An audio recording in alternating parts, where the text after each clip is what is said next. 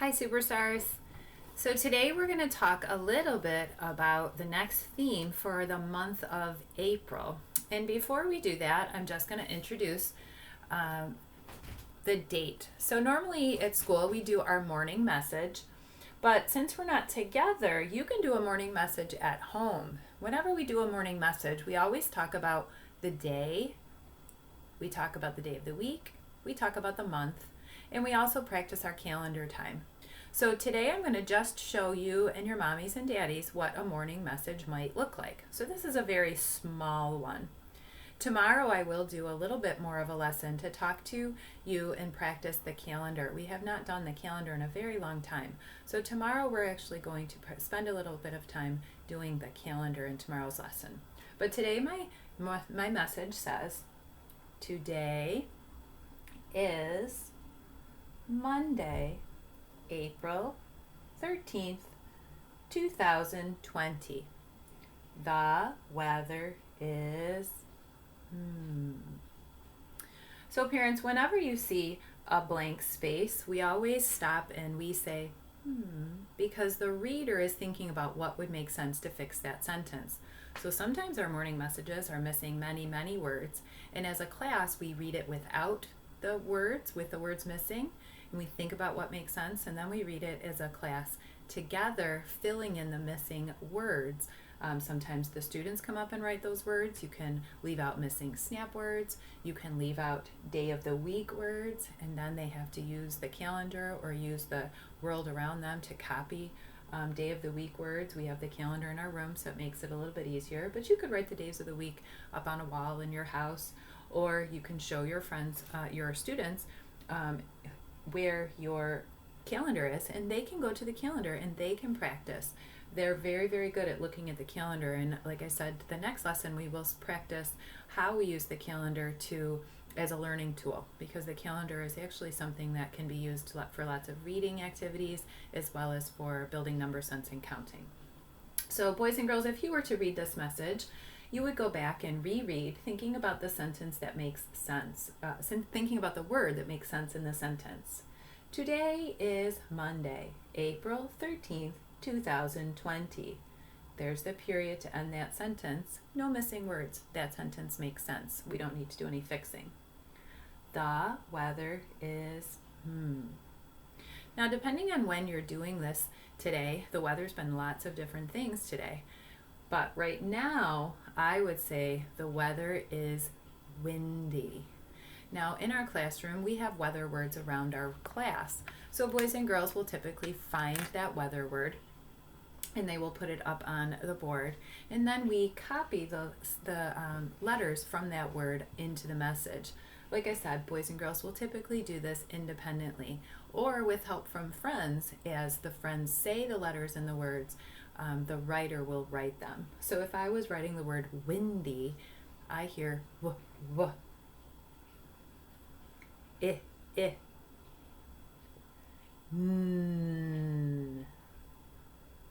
d.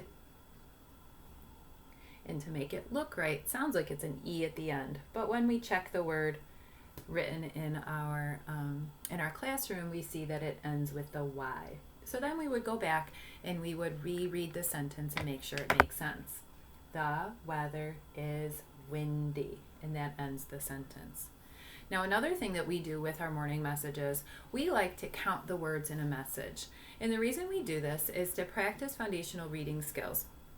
It's very important that new readers notice the spaces between words so that they're really focusing on this is a letter, and these letters pushed together are a word.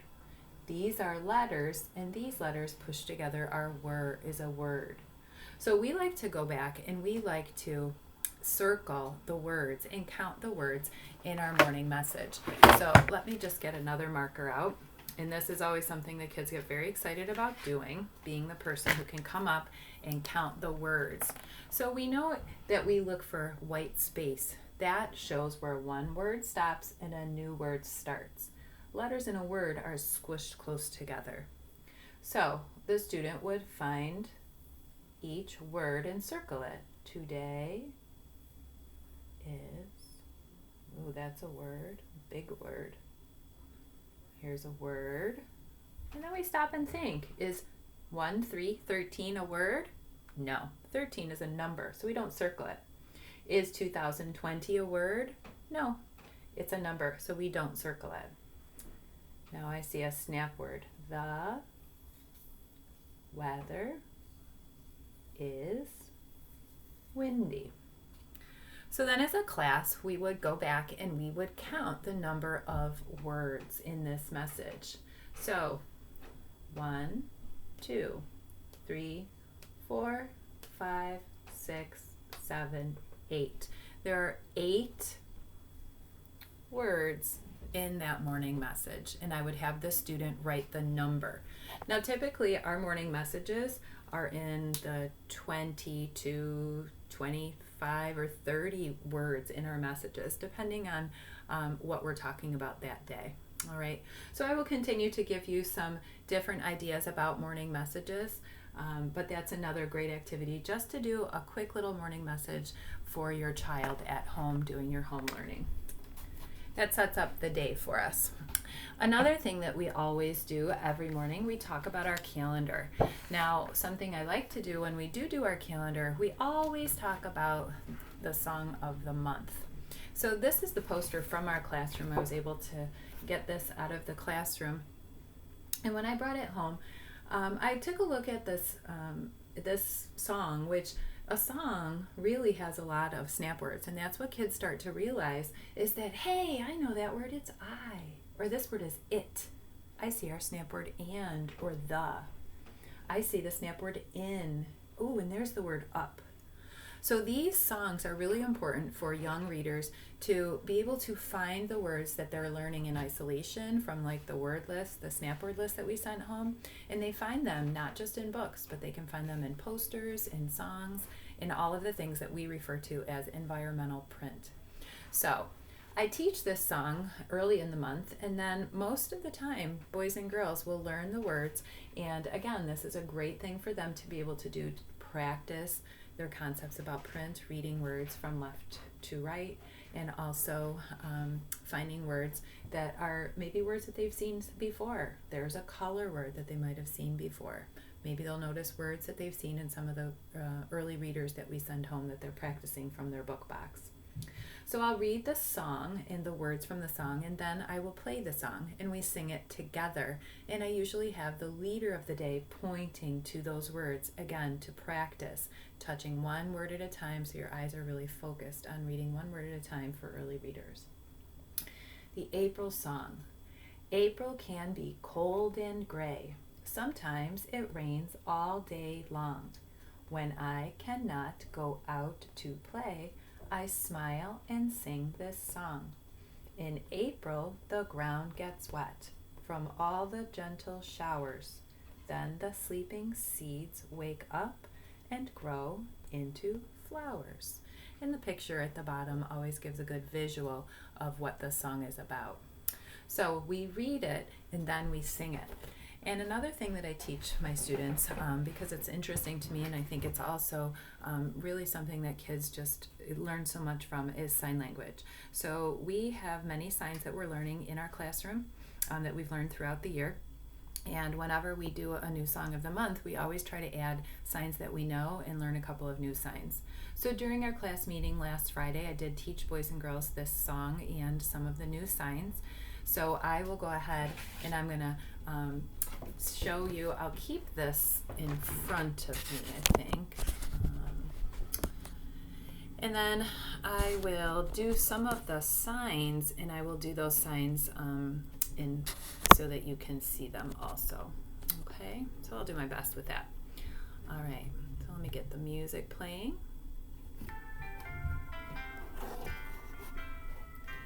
April can be cold and gray, sometimes it rains all day long. When I cannot go out to play, I smile and sing this song. In April the ground gets wet from all the gentle showers. Then the sleeping seeds wake up and grow into flowers.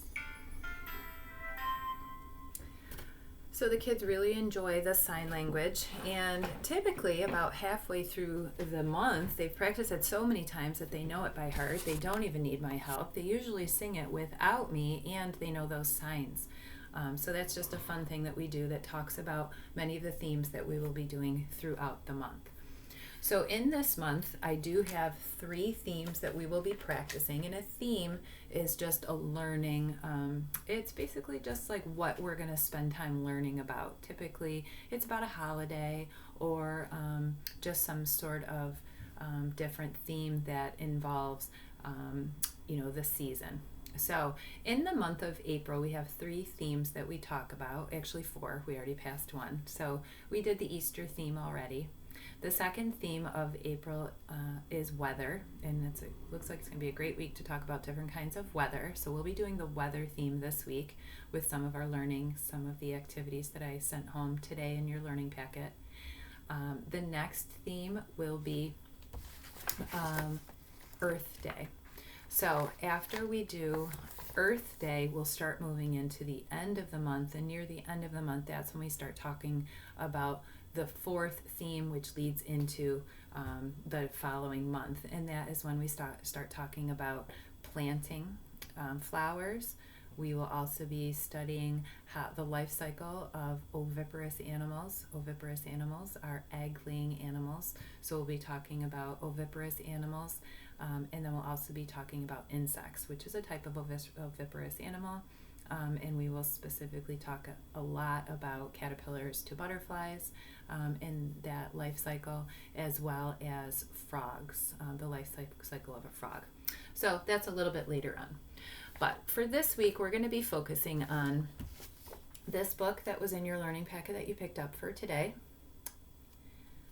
We will also spend some time with this book, What's the Weather?, which is a really fun book that has children be able to practice their reading superpowers using a nice pattern, but then also be able to fill in what is the weather by answering, there is a rainbow outside today. Well, I don't see a rainbow, but there will be some cutouts at the end of their book that they can match the picture with the weather word.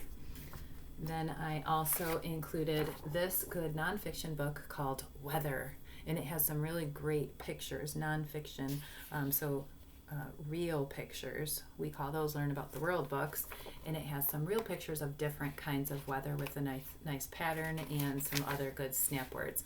So we will be talking about these 2 books later in the week. Today I'm going to focus on practicing my April book. So that is going to be a book that introduces many of the themes that I talked about for the month.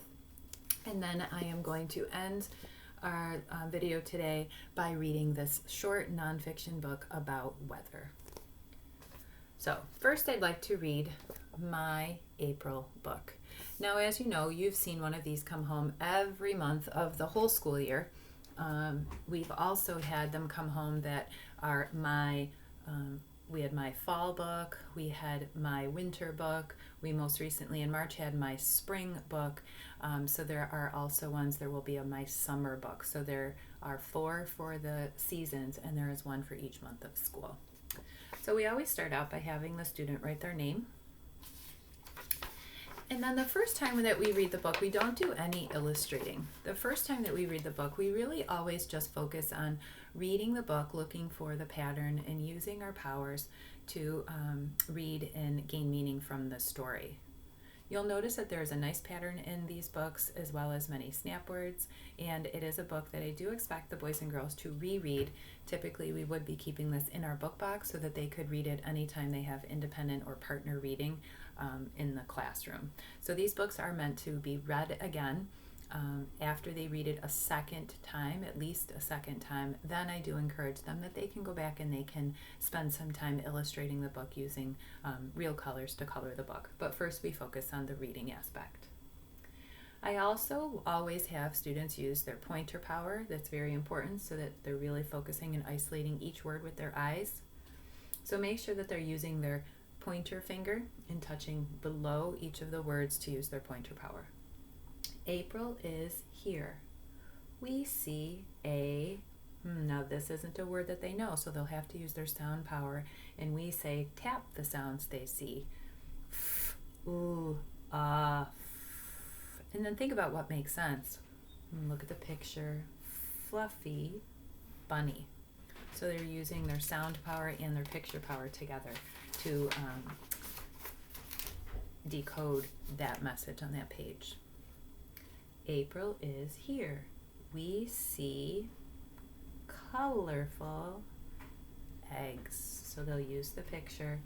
These are the tricky words that they'll have to really think what makes sense.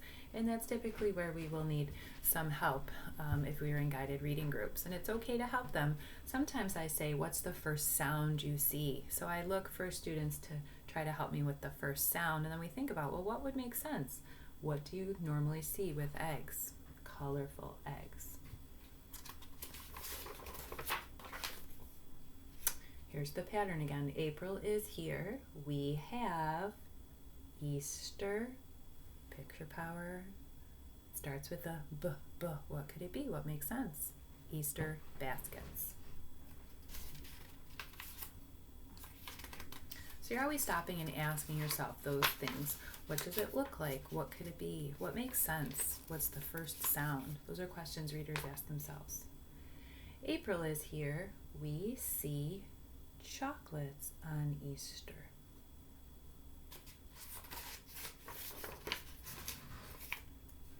April is here. We see, I know this is probably the word flowers. We see new flowers.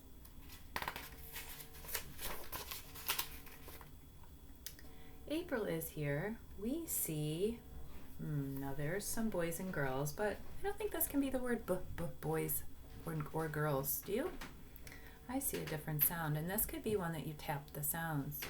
K, I, D, S. That makes sense. We'll reread. April is here. We see kids cleaning on Earth Day.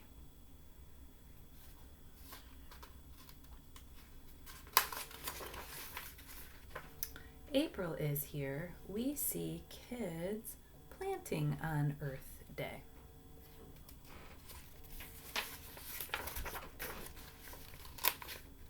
It is April. We see,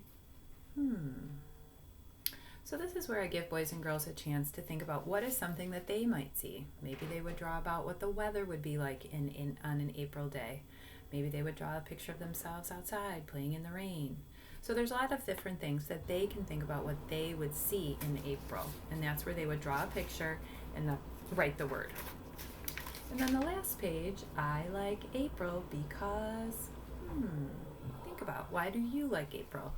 You would draw a picture of why you like April, and then you would write the word. Maybe you like April because it has fun weather, so you can draw a picture. Maybe you like April because of Easter, so you can draw a picture of that and encourage them to go back and find that word Easter so they can label it. So that is the activity and how I would use this small book to teach many different concepts and skills for little readers, my April book. So again, this is just on the first read. I would expect that boys and girls would read this book multiple times throughout the month, practicing those different skills. And again, that is a really important power that we have, is rereading power. And then I'm going to end today with just a really brief book. It's a nonfiction book all about different kinds of weather. Again, we'll talk more about weather as the week goes on. Weather. This is a book by Pamela Chanko and Daniel Morenton. And because this is a nonfiction book, these are going to be real pictures of real people in different kinds of weather. Weather. When it is sunny, it's a great picture of the sun.